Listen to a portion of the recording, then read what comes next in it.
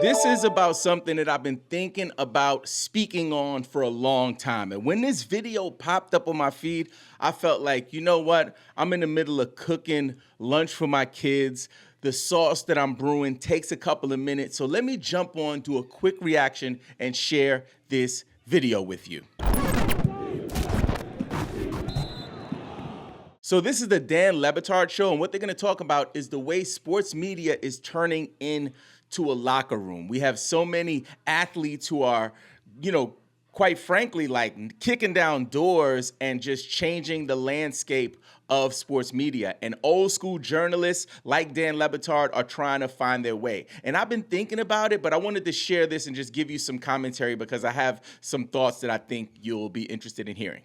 If you've been listening here for a while, you know that I am fascinated by everything happening in the business of sports content, at least in part because I'm not retired right now, because what Meadowlark Media is doing is trying to compete in the space of sports media content. I can't help but find it fascinating when ESPN turns into a bit of a frat house where on Monday Night Football they're saying tits and again, and Pat McAfee is getting drunk in Ireland, and Shannon Sharpe has a sex tape. It's a super interesting time to see what happens when athletes converge on what used to be a journalistic space and kick down the door on, we're here now, and McAfee goes begrudgingly to a meeting on campus with journalists he doesn't like and that he says don't like him, because, of course, the athletes are a threat to everything that's been the standard in this industry for a while. So I want to jump in really quick on this. So this is something, yes, like Draymond, I think is the first person that I heard say the new sports media, like the new media. And then you have people like Shannon Sharpe. You have people like Pat McAfee, who are now arguably the most polarizing figures in the sports media industry. But I'll take it a step further. Me personally, I come from a hip hop background. I come from a music background.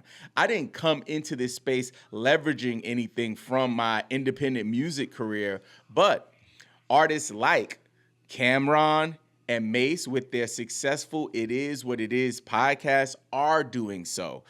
People like Joe Budden, even though he covers general pop culture and music culture, there's also an injection of sports discussions in his content. And the same thing for $1 million worth of game with Gillian Wallow. These are hip hop artists who are now making the transition into media, specifically with Cam and Mace in the sports media. So this really hits home for me. Let's see how Dan follows that up. To be fair, McAfee is one down. In terms of journalists he doesn't like who don't like him. You don't have to worry about that anymore. How do you mean? Oh, because he knocked out WOJ, and he knocked out WOJ while using Shams, which was interesting. And WOJ has Pitaro as a giant ally. I mean, he's got the president of the company is responsible for everything that's happened with WOJ, and McAfee was using Shams, his nemesis, on ESPN in the afternoon when, and Amin left this part out. A lot of people don't know this, and it's a little early for it because we're celebrating the pioneering career of WOJ. But Woj was really vindictive about how he carved out the space on ESPN for where it is that people would and could be used around basketball, and he consolidated all of the power. I'm saying that, not Amin. I know that because I've talked to too many people at ESPN who were afraid of falling on the wrong side of Woj.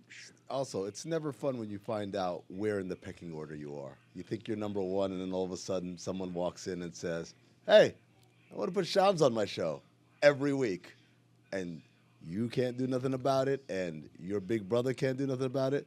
That's got to be a jarring situation. Imagine. Yeah, I didn't know about the Shams piece until I saw this video. That's why I was like, let me jump on because I don't know if people know about this. Because many of the people, at least who follow fantasy basketball and the kind of content that we create around here, are getting their information.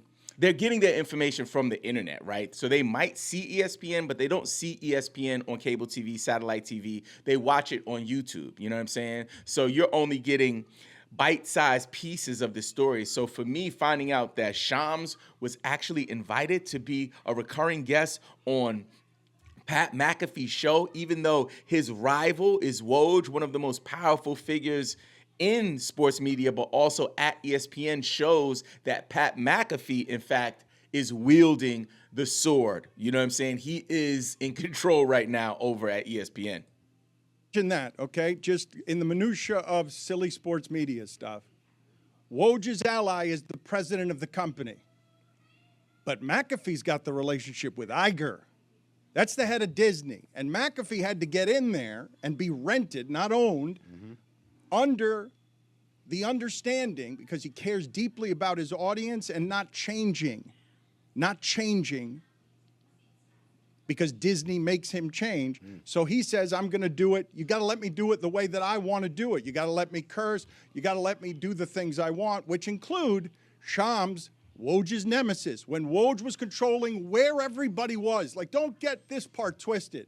If people were appearing somewhere on the network, Woj had a hand in how it is that was happening.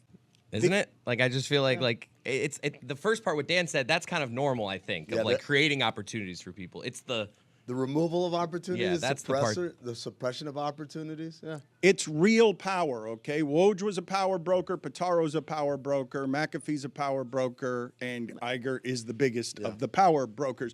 But the reason I bring all of this up, okay, as we all compete in this space, and I know you guys get tired of me talking about it, but as I said, it's been a singular obsession. I've never cared about the business of money before this, because I just wanted to speak at the microphone and do the writing, but now we're responsible for trying to compete in the space, and we're trying to do it by doing it differently. So the sports media space is changing. They are literally uprooting the landscape and replacing it with new stuff, new faces, new energy, new feelings. So I'm watching and I'm just thinking about what we're doing in the fantasy basketball space. One of my favorite creators, he's a big time fantasy football creator. He sat down with me for an hour a couple of weeks ago and gave me a really important tip.